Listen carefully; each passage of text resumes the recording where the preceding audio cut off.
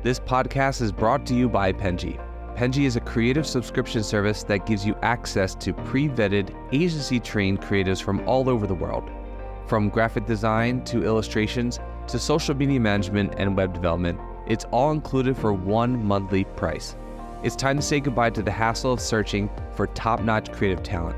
With Penji, you get quality and consistency delivered right to your inbox every day. Carefully crafted for you by humans, so meet your new creative team today. Head over to penji.co for more and enter the coupon code located within the podcast show notes.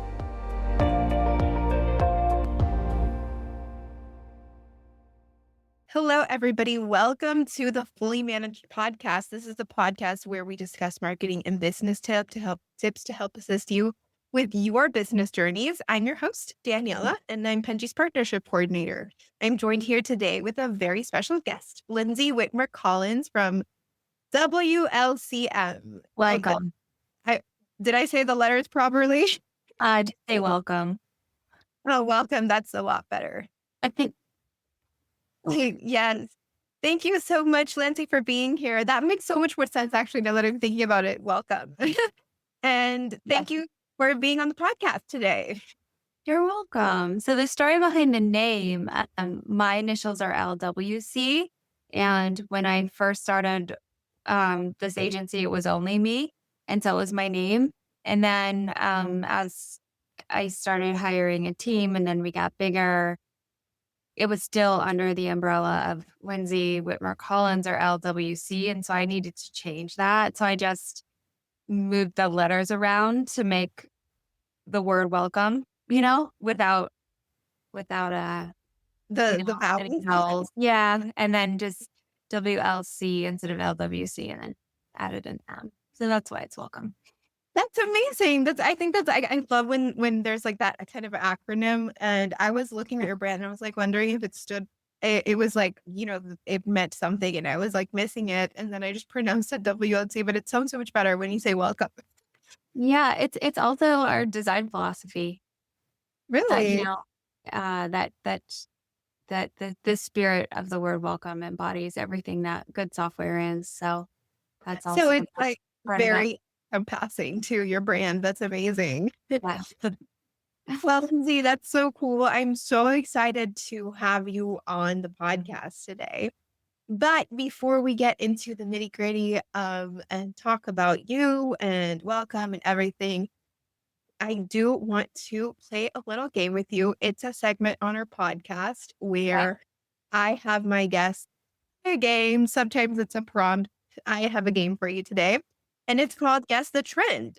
So here, I'm going to tell you, basically, it's going to be either a buzzword or a term or a concept. And I want you to tell me if you know what it is and what it's about. Okay. So it's a guess. Don't worry. When I was doing research for this, I didn't know about a lot of these. So it was like, it was learning experience for me, but we'll see how well you do. So the first one that I wanted to tell you about is called dark social. Do you know what dark social means? What do you think it means? I don't know what it means. I would guess that it's being on social media without, anonymously, maybe. Yeah, actually, you're on the right track. I also did not know this, but dark social apparently is when social media marketing type of thing happens privately. So it would be like a share through a DM, emails, that kind of thing. So it's hard to track Organic growth. Yeah. Mm-hmm. It's called dark social. Big learning thing for me too. I didn't know there was a term for it. I would just say also not as organic growth that you can't. That you can't track. That doesn't happen online publicly. That's okay. Yeah. Cool. Interesting. Then the other one that I wanted to ask you about is, what is ghost commerce? I don't know. I also did not know. Ghost commerce is Selling products online without a website, often through social media, DMs, or influencers. It's a term that people use for that. I always Is just tell that them. successful? I think like I think Facebook Marketplace is pretty successful, right? But I don't know if that counts as ghost commerce. Because I know a lot of people sell stuff on like Facebook groups. Yeah, but I mean, in that case, there's no associated brand. But if you were like a company selling something without a website, I'm curious if that works, honestly. I don't know. I've never heard of like a company not having a website. I mean, every time I've heard of like people doing that it's like, the equivalent of a garage sale, but now it happens online. I've never seen a company rely fully on like selling through other means, but it might be a thing. Um, but that is the game. All right. Don't worry. I didn't know any of these terms either. If it makes you feel better, I was also like, what is this? Okay, it's a thing. But I wanted to test you, see if you have heard of it. Sometimes I just feel like there's terms that people come up with for everything. Nowadays, it's hard to even know what everything is. Yeah. Um, but yeah, let's get into welcome and talk about you. So can you give us a quick intro of your name, well, we obviously know your name, but like everything that we need to know about you, everything we need to know about welcome, your favorite color, whatever you want to share, for everybody watching that's not familiar with you.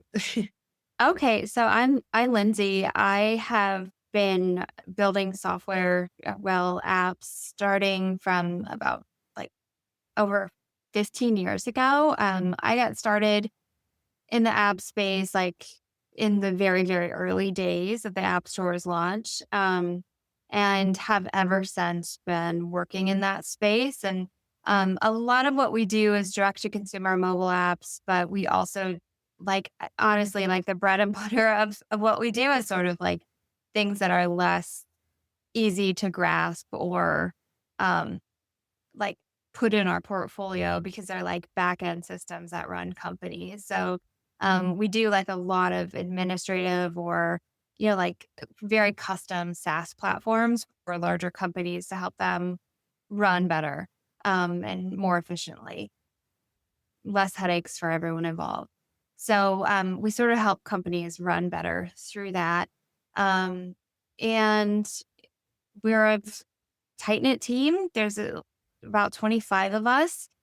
We've been together for a long time. We all really like each other. We like making stuff together. And we just take a lot of pride in what we do.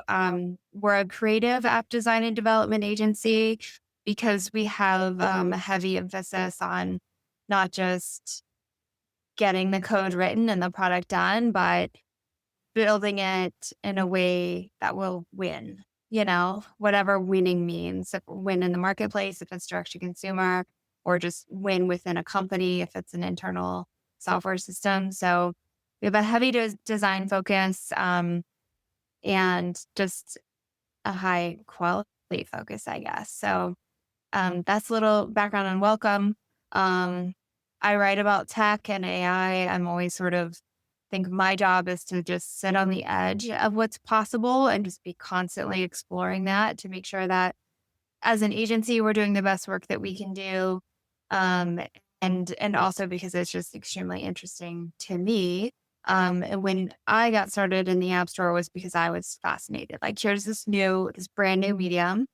And so I wanted to see what was possible with it. And right now with AI, I'm always trying to stay at the edge of that. And for me, it's like a playground. Like, okay, what got released today? What can I do with it? That sort of thing. So I do a lot of writing and thinking and speaking about tech in general. I'm based in the Bay Area.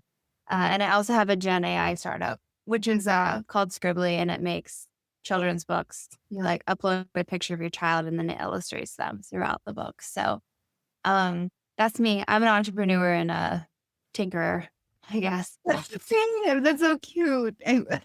I'd like to have I don't have a kid, but if I did, I think that'd be really cute to have them just sort of make a book of my kid or like a picture. I mean, and it's exciting for kids to do that too.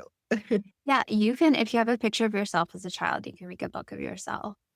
I made one for, yeah, I gave my husband a book of him when he was just from the one photo we have of him as like a small boy. So anyway, he really liked it. Ah, that's so real. That is very cute. But I did want to ask you, Lindsay, because I know that you got started with something so different to marketing.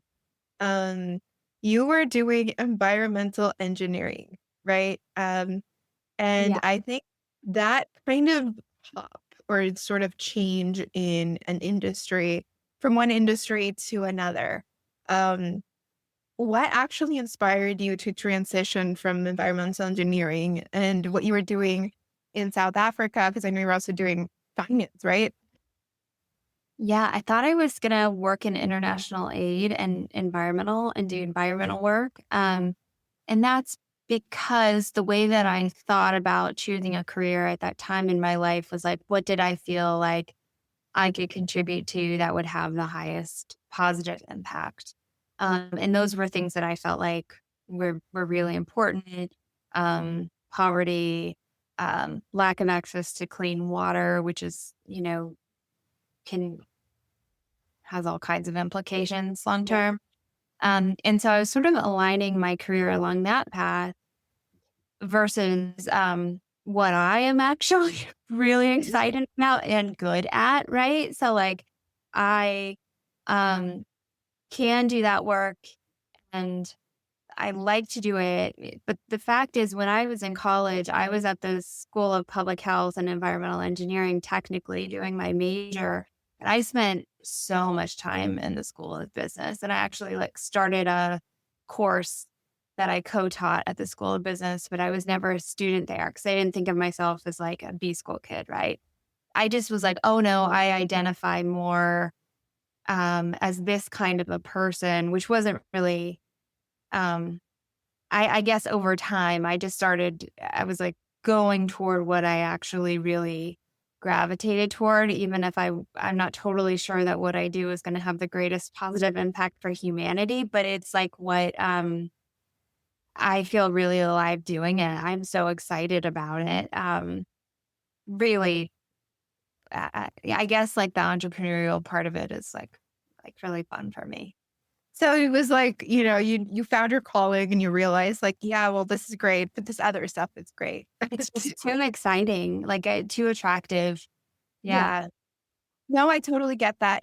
I actually, I feel like these type of jobs that are very much like community driven are also they're not talked about enough about how draining they can be emotionally because you have to sort of see so much tragedy and people so are sort of suffering and a lot of the solutions are very sort of long term or complex and I Difficult to think ponder. Yeah. it's a lot of pressure, and I can understand how someone can get burnt out of that pretty quickly because it is very emotionally taxing on people. Yeah, and the day to day, I worked a lot in a lab, a clean water lab, and that was really fun. I just listened to, listened to radio and sat and did my pipetters. But like, um, I wasn't like particularly good at like I could go and do it all day, but like putting designing it's just like I'm like a much more creative that I really thrive when I can sort of be messy, experiment, try to make something beautiful, try to do something a little bit of a different way, see like push the limits of a machine and see, like I'm much more like my personality is just more suited for what I'm doing now versus what I tried to do then, you Yeah, know. that's great. I think it's always inspiring to hear someone who sort of found what their calling was and followed that. I think a lot of people, don't have that drive to do that. So I think it's still great. But to kind of talk a little bit about the birth of Welcome, I wanted to ask you because when you faced or after, I guess, facing the first initial challenges of, developing your first app, your experience with that, and then you went in and had Welcome, um, how has that sort of moment been evolving into what the company has become? I started I didn't actually want to make an agency, a software agency. That wasn't my intention. I just wanted to make an app because I had a cool idea, or an idea I thought was cool and worthwhile. I raised funding for it. I got a grant. I had a pot of money. These are super early days. Back then, there were no like best practices or guidelines or frameworks or anything for actually making a mobile app. Like there were entire fields that I can say that I work in now that didn't really exist. They were very nascent back then. And so, I just Googled like how to get an app built. And then I hired this company out of New York City thinking, okay, well, they're got to be legit. They know what they're doing. And I thought, okay, just hand over my money. And then they hand me back my app, not realizing like it can't work that way. It's such a co-creative process. There's a whole user experience and interaction and interface sort of design work that you need to do ahead of time. And then we should have these like sprints and we should have a plan and there should be a team. But like there was none of that. I didn't know that there should have been that. Basically, they didn't deliver really at all. Like time passed, we made promises, they didn't deliver. And then meanwhile, I was telling my investors and all these others, like, oh, we're going to be done next month because that's what they would tell me. And then they wouldn't deliver to me. And then, it sort of turned me into like now I had made a promise that I wasn't keeping, which is not aligned like that. That's not who I am. And that was like a really kind of a dark night of the soul. Like I need to get this done. And like, I can't because I can't trust it, so eventually they did nothing. I lost money and then I kind of like figured out how to get it done, but I completed the work. I launched the product, but I was just like bruised and bleeding going across the finish line. And I was like, I'm never doing software again. You can't trust anyone. There's no, I was really taken advantage of. I felt, and so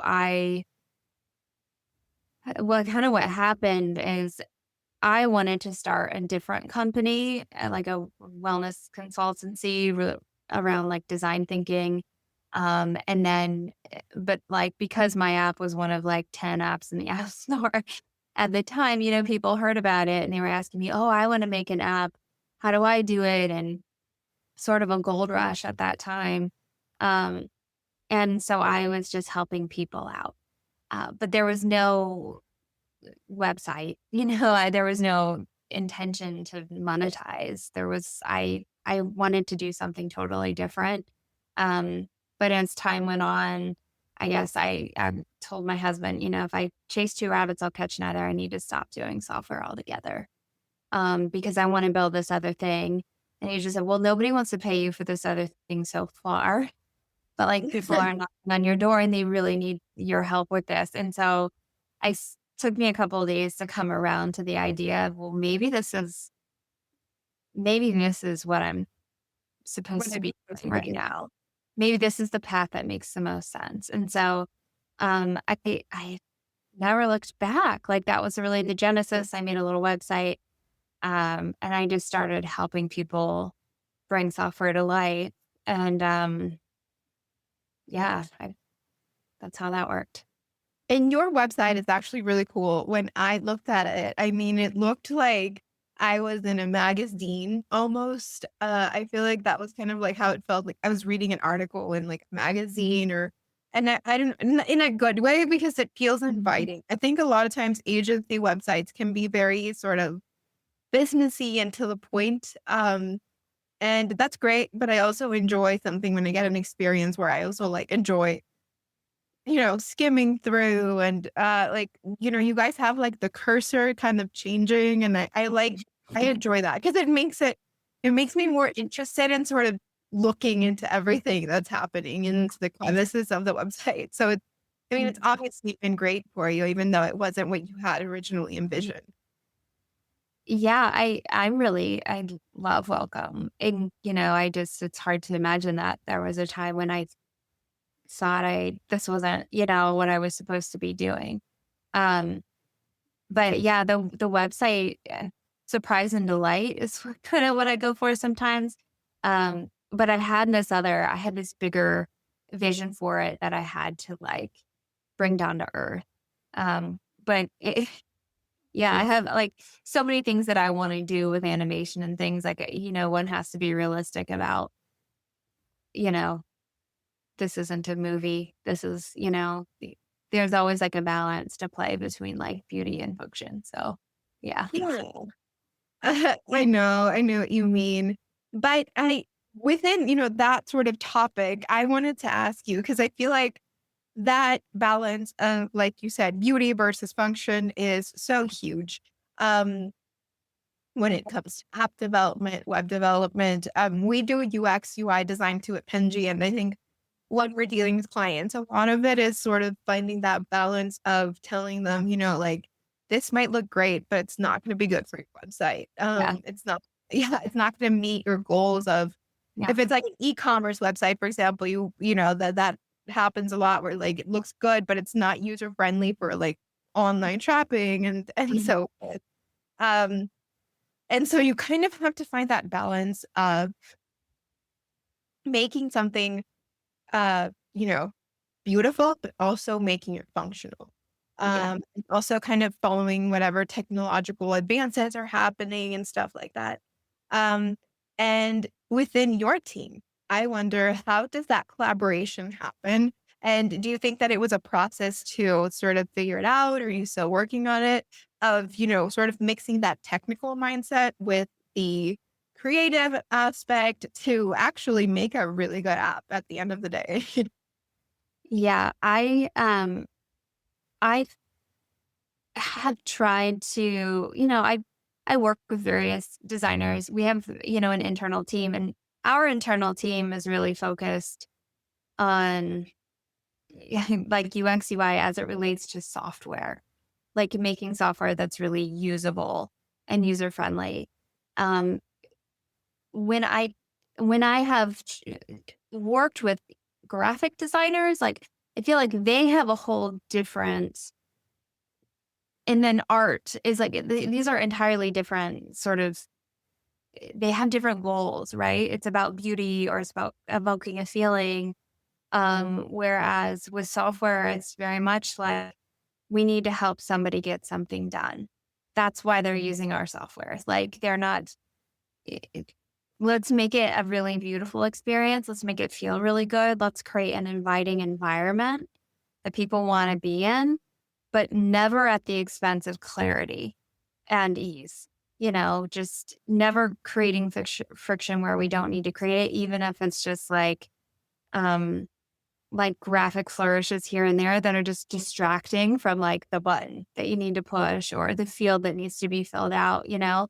And so I think that's like they're almost really different arts. There's like more of a science or psychology to UX design.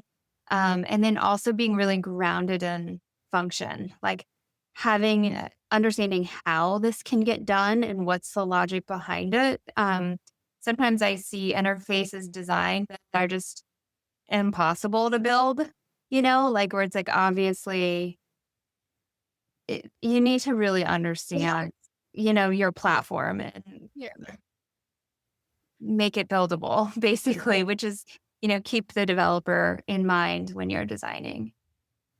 Yeah, it happens with us a lot. Like we were talking about. And I think it's like honestly such an important balance to find for most people, which is like what's really working versus what isn't working. And yes, it's pretty. Is it functional? Is it actually something buildable? Is it super complicated? It's like a whole thing that goes into Yeah. it. Is it worth the cost to build it in this way? Like with a website, for example, I had this idea, like I wanted the whole thing to have this um, the circles as being like really thematic. And so having circles burst as you sort of like scroll down, I wanted to have like things move in this really dynamic way, which I still think would be awesome. but it would take so much time and expense to build like a super custom, like animations like that it's just not worth it. It's just not worth it. So like, okay, let's think of a better solution, and that's grounded in reality, I guess, Yeah. So yeah, it's important. It's important for sure. And also, I know that you guys only take a handful of projects each year, which I guess it's obviously going to be something to ensure quality. Um, when you are actually sort of when the time comes to choose, how do you choose which projects to work in? Which ones are you going to have to sort of say no to? And is it challenging to pursue to not pursue, sorry, turn down potential clients? Uh, no, I mean, I just did recently. I think, I look for things that are sort of aligned, like, like in the sense of, I really want to see this exist in the world. I think this is a really good idea and a good solution that I'm excited to make.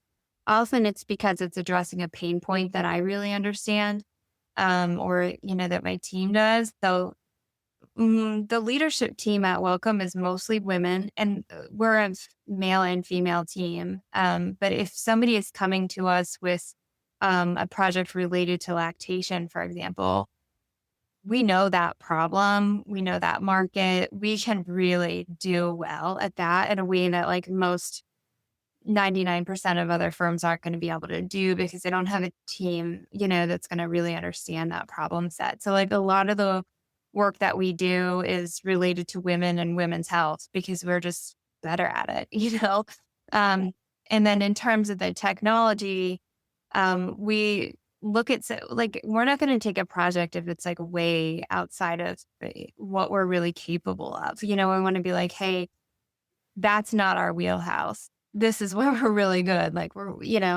these, we know what we're really good at. I think I just want to always set us up for success.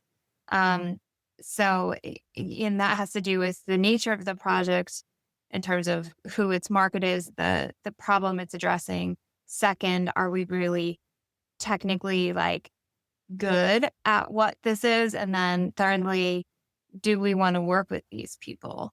Like we want to be like an as if in-house technical team. Like we're super invested. Like like we want to onboard as if we're a part of your company. And we I don't want my project managers to hate opening every email they get from this client, or want it to be like, this is a really collaborative partnership. We're all on the same team, working toward the same goals, solving problems together, listening to one another.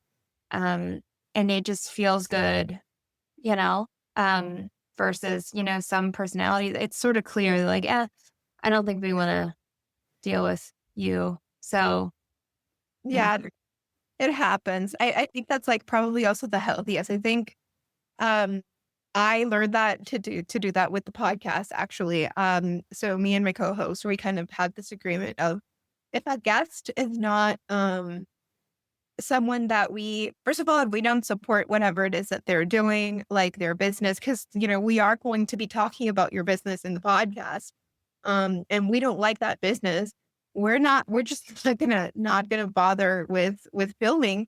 Um, if there is at some point any feeling of, oh, this person is kind of rude, or they're making me feel uncomfortable, or like you said, like anything off, and the shoot doesn't fit, we have decided to sort of not do it because, like you said, it's just the product is just also not going to turn out that well, you know? yeah, I think for us too, it's a forever part. Like, we work with these companies for the lifetime of their software. So it's like we'll pay for it for years, if we don't we've been really lucky. There were